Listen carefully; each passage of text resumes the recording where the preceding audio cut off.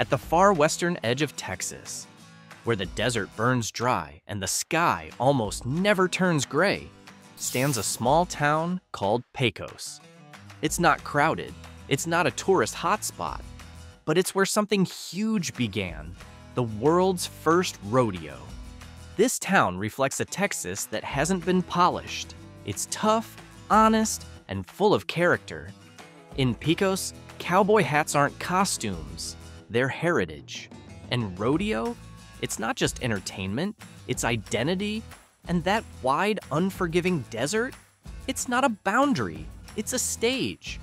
But what happens when a town chooses tradition over modern progress?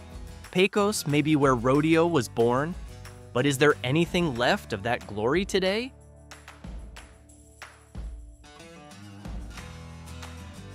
Located in Reeves County, Pecos feels like a small oasis in a vast, harsh world.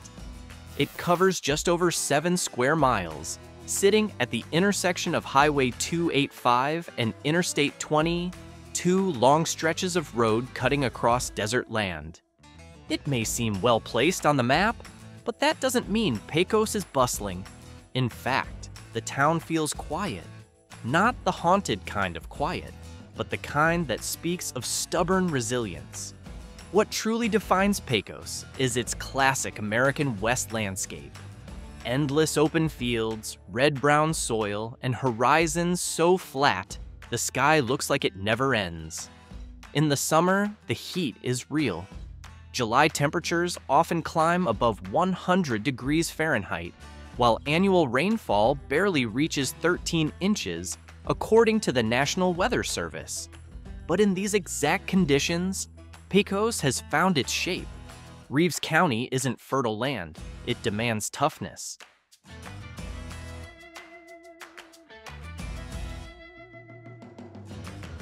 The town's 10,000 residents rely on 3 lifelines: oil, ranching, and long-haul trucking. The Permian Basin oil fields pump energy across the nation, yet the lives of oil workers often stay hidden from sight. Cattle ranching still thrives, binding the town to its deep cowboy roots. And massive freight trucks roll down Interstate 20 day and night, hauling goods from Midland and Odessa to El Paso and beyond. This traffic breathes life into the economy, but it doesn't guarantee shared prosperity. Sometimes, Pecos feels like a town you pass through, not one you stop for. But for those who live here, every road is familiar, and every patch of land, no matter how hard, is worth protecting. To understand Pecos, you have to understand what it stands for. This town doesn't just cling to its past, it lives it. The rodeo is not just history, it's home. And in a world chasing shiny new things, Pecos remains a place where grit, pride, and identity are the biggest things it has to offer. Through dust and diesel, across dry roads and oil-slick fields, there's one story that still echoes from Pecos to the rest of America. The first rodeo in the world, and the town that refuses to forget where it all began.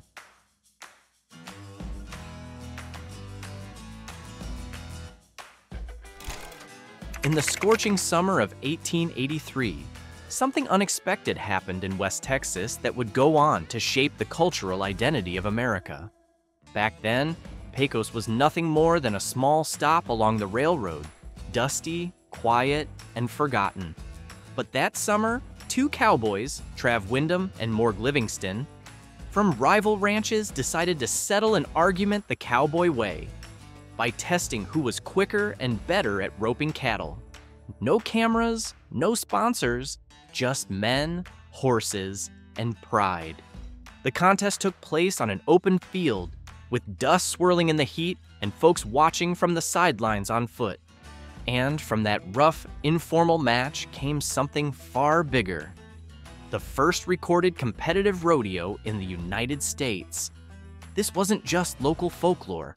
According to multiple historical sources, including Elizabeth Atwood Lawrence's book, Rodeo, an Anthropologist, looks at the Wild and the Tame, 1982, the 1883 Pecos event is recognized as the earliest formal rodeo, long before the sport turned into the spectacle we know today.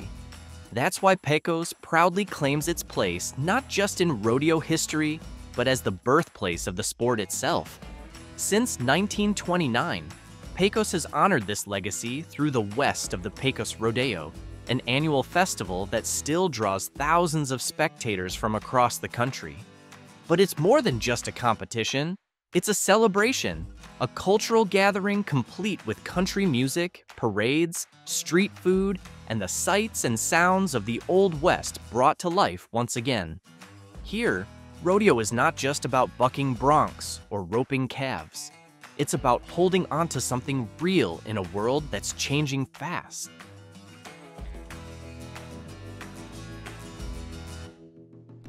In most parts of the US, cowboys are cultural icons, just symbols. But in Pecos, they're still alive, working and breathing. The cowboy life isn't preserved out of nostalgia. It's just how things are. Kids grow up in barns, not suburbs. They ride horses before they ever drive trucks. And lasso ropes are more familiar than video games. In many local schools, the rodeo team is as big as the football or basketball team. Take Jace, for example, a teenager who started calf roping at age 8. His dad's a former rancher, and his mom helps manage training schedules and travel. For their family, rodeo isn't a hobby, it's a heritage. As one local coach puts it, rodeo teaches you courage. You gotta fall to learn how to get up. But the cowboy life isn't romantic. It's hard and risky. Injuries, droughts, and unstable cattle prices keep many families on the edge. And competing in rodeos? That's not cheap. The travel, the gear, the horses, all require serious time and money. Still, for the people of Pecos, keeping this culture alive is more than a tradition. It's a quiet rebellion against a world that moves too fast and forgets where it came from.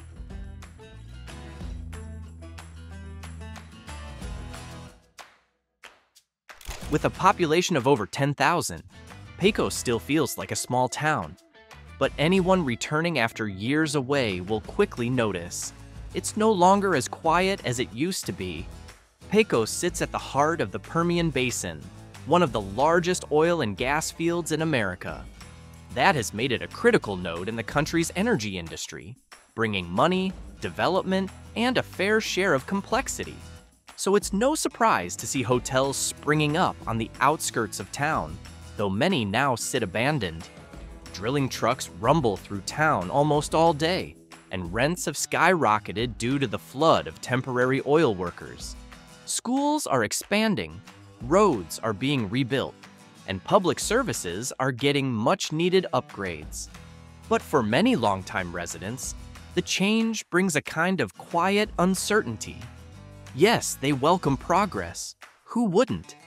But they can't help but wonder, how much of the old Pecos will survive all this?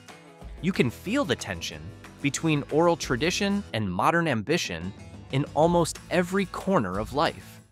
On one hand, local leaders are trying to build a more stable future with better infrastructure and smarter planning. On the other, the people of Pecos are holding on to their old rhythm.